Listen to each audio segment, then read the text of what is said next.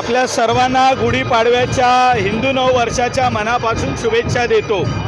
आपण बघू शकता की समस्त हिंदू समाज आज रस्त्यावर आहे, आनंद साजरा करतो आणि नवीन वर्षाचं रूढी परंपरेने स्वागत करतोय। काही वर्षांपूर्वी आपल्याला पाडवा म्हणजे काय तर घरी श्रीखंडपुरी पुरणपोळ्या, पण आज तसं स्वरूप न राहता सर्व रस्त्यावर आहेत आणि विशेषतः माझ्या महिला भगिनी फेटा बांधून बुलेट स्कूटी गाड्यांवरती आहेत। कोणी दांडपट्टा चालवतंय, कोणी साहसी खेस खेळतंय, कोणी लेझिम खेळतंय।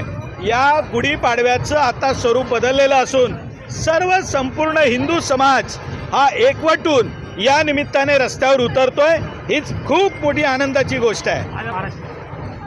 बघा असं आहे की हे जे हिंदुत्वाचं वारं वाहत आहे हे मोदी साहेबांमुळेच आहे।